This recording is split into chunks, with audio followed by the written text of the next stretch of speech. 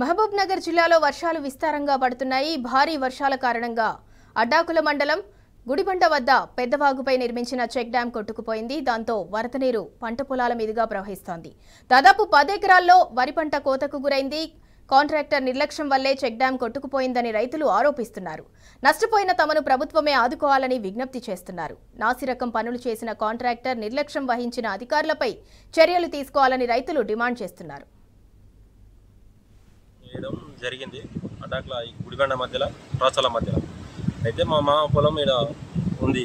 ఆ check dam పక్కనే వేస్తుంటే కట్ట వేసేటప్పుడు ఇంకా అసలు పెంచుండి అని మస్తు అడుక్కున్నారు వాళ్ళు. అంటే వినకుండా వాళ్ళు ఏం కాదు ఏం పోతే మేము చూస్తాంలే పోదు గట్టిగానే వేస్తాం అని చెప్పి వేయడం జరిగింది. అది మొత్తం తెగడం జరిగింది. తెగిపోయి మొత్తం 2 ఎకరాలన్నర ఉంటుందేమో మొత్తం కోసుకొని పోయింది.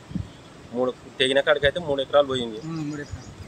ఈ ట్రాన్స్ఫారాలు స్తంభాలు మోటార్లు అన్నీ పోయినాయి. దాంట్లోనే వాళ్ళు కాంట్రాక్టర్లు నిర్లక్ష్యం వలన కాంగ్రెస్ ప్రభుత్వంలో మొన్న పని పూర్తయి కూడా 2 నెలలు అవుతుంది అంతే. ఈ నార్మల్ పోసేటప్పుడే కట్ట వేస్తుండ్రు వాళ్ళు. సగం వేసిండ్రు వెళ్ళిపోయినరు. ఇప్పుడు ఇంకా ఏం చేస్తారో ఏం కథనో తెలియదు. మరి ఈ రాసాల నడుమ గుడిబండ నడుమ చెక్ డ్యామ్ వేసిండ్రు. వేసి కూడా 2 నెలలు కూడా కాలేదు.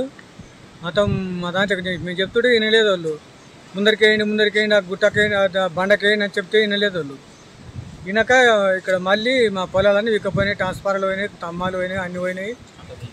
కట్టదిపోయి ఇక్కడ మళ్ళీ మేము చెప్పినప్పుడు వినపోయారు వాళ్ళు. ముందరికేయండి అంటే మేము ఎంతమంది నేను నా పెన్లో చెప్తే ఎంతమంది చెప్పినా వినపోయారు వాళ్ళు.